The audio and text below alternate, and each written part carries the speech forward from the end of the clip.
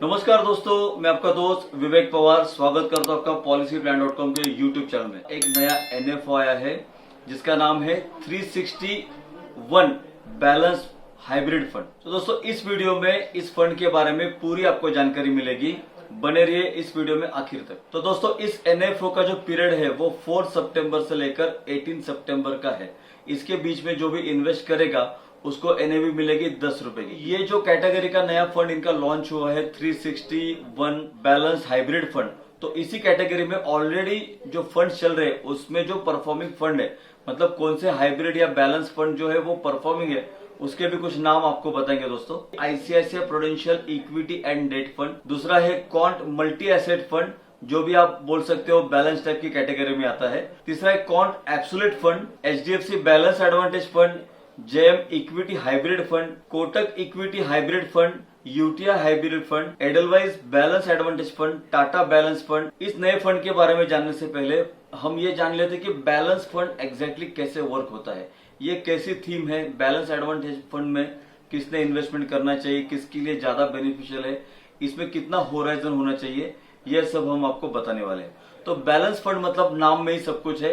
इसको आजकल नाम दिया गया हाइब्रिड। पहले सिर्फ बैलेंस था और एक बैलेंस एडवांटेज फंड, दो टाइप के फंड रहते थे।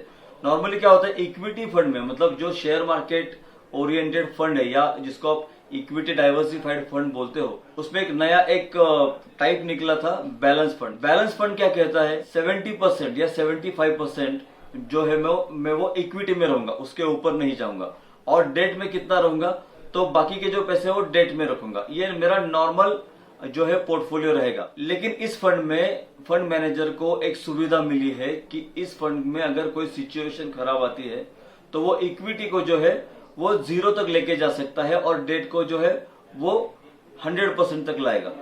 तो इसके कारण अगर कोई दूसरे फंड के कंपैरिजन में बैलेंस फंड के पास एक बहुत बड़ा एडवांटेज है कि अगर कोई सिचुएशन खराब है, मार्केट का पैनिक सिचुएशन आता है, तो वहां पे बैलेंस फंड अच्छा काम करता है। लेकिन हाँ, इक्विटी तो है इसमें, लेकिन इक्विटी का पार्ट ये कम ज्यादा करने की यहाँ पे जो है सुविधा मिली है फंड मैनेजर को। तो दोस्तों जान लेते हैं इस फंड के बारे में। दोस्तों सबसे पहली बात 10 रुपए से चालू होगा। There is no lock in period, it's a open ended fund. Open ended fund मतलब इसमें NFO के पीरियड के बाद भी आप इन्वेस्टमेंट कर सकते हो। इसमें एंट्री लोड और एग्जिट लोड बिल्कुल नहीं है। एग्जिट लोड जो है वो 1% रहेगा अगर आप 1 साल के पहले विड्रॉ करोगे, अदरवाइज इसमें एग्जिट लोड भी नहीं है। लोड मतलब चार्जेस दोस्तों। इसमें मिनिमम इन्वेस्टमेंट जो है वो 1000 रुपए से बनेगा। 1000 रुपए से आप सिप चालू कर सकते हो या लमसम भी आप इसमें कर सकते हो। बैलेंस एडवांटेज फंड हो या बैलेंस फंड हो, उसमें इक्विटी का जो पोर्शन है वो 70% या 75% रहता है। लेकिन इस फंड में इन्होंने 60-40 ऐसा रखा है, मतलब 60% equity 40% debt. Balance advantage fund या बैलेंस हाइब्रिड फंड, इस कैटेगरी में किसने इन्वेस्टमेंट करना चाहिए? जिनकी एज मोर देन 55 है, 60 है, 65 है, जो इन्फ्लेशन को बीट करना चाहते हैं लेकिन थोड़ा सा सेफली इन्वेस्टमेंट करना चाहते हैं। क्योंकि मान लेते मेरी एज कम है, मैं लेट्स से कोई बंदा है जो 30 साल का है और उसने इन्वेस्टमेंट किया कोई रिस्की फंड में, कोई हाई रिस्क फंड है, मतलब 100% इक्विटी वाला फंड है। मार्केट अगर गिरता है तो वो फंड भी गिरेगा, तो उस बंदे के पास थोड़ा समय है, वेट कर सकता है।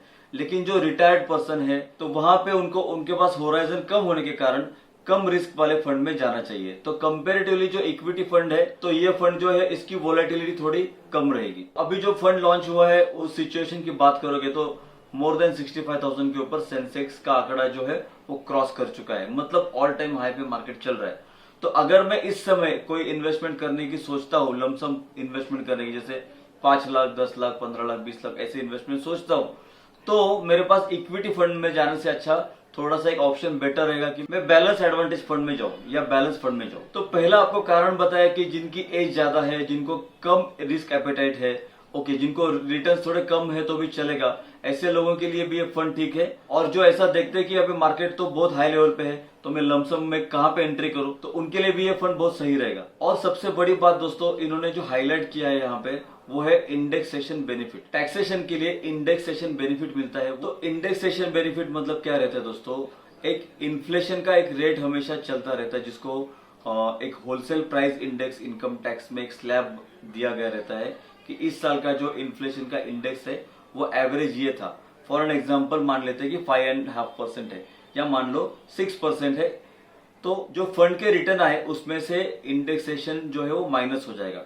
मान लेते कि फंड का परफॉर्मेंस हो गया 13% और इंडेक्सेशन बेनिफिट है 6% का, तो 13 माइनस 6 मतलब 7% के ऊपर ही आपको टैक्सेशन लगेगा। वो कितना? वो भी फ्लैट है 20%। अगर आप 30% के ब्रैकेट में भी आते हो तो भी आपको 20% से भी कैलकुलेट होगा, वो भी इंडेक्सेशन कट करने के बाद का जो अमाउंट है उसी के ऊपर। दोस्तों, गवर्नमेंट ने म्यूचुअल फंड में टैक्सेशन चालू किया है कुछ 2 साल पहले। टैक्सेशन क्या कहता है कि 1 लाख के ऊपर कोई टैक्स नहीं है। जो प्रॉफिट हो गया उस पर, मतलब 1 लाख का अगर आपने प्रॉफिट विड्रॉ किया, ओके मैं विड्रॉ की बात कर रहा हूं, तो विड्रॉ आपने प्रॉफिट किया 1 लाख तो आपको कोई टैक्स नहीं लगेगा विद इन फाइनेंशियल ईयर। लेकिन मान लेते आपने 1 लाख से ऊपर किया, जैसे कि किसी ने प्रॉफिट विड्रॉ किया 5 लाख डाले थे, उसके 15 हो गए और उसने पूरे 15 निकाले तो 10 लाख का प्रॉफिट हो गया, तो 1 लाख के ऊपर के अमाउंट को आपको टैक्सेशन लगने वाला है। लेकिन जबकि इस फंड में इंडेक्सेशन बेनिफिट मिलने वाला है, तो इंडेक्सेशन बेनिफिट कहता है कि आपको 20% ही टैक्स लगेगा, वो भी इन्फ्लेशन का इंडेक्स कट करने के बाद जो रिटर्न्स आएंगे उसी के ऊपर बनेगा, वो भी आप जब विड्रॉ करोगे। और दोस्तों, इक्विटी की कैटेगरी क्या रहेगी? तो नॉर्मली बैलेंस फंड तो ऑलरेडी ये क्या है कि एक सिक्योर टाइप का फंड है, तो ये सब ब्लू चिप कंपनियां, मतलब टॉप 50 कंपनी में या टॉप 100 कंपनी में ही जाएंगे। मतलब मोस्टली जो निफ्टी में या 100 टॉप 100 में रहते हैं तो अच्छे स्टॉक्स का ही यहाँ पे कलेक्शन आपको देखने को मिलेगा।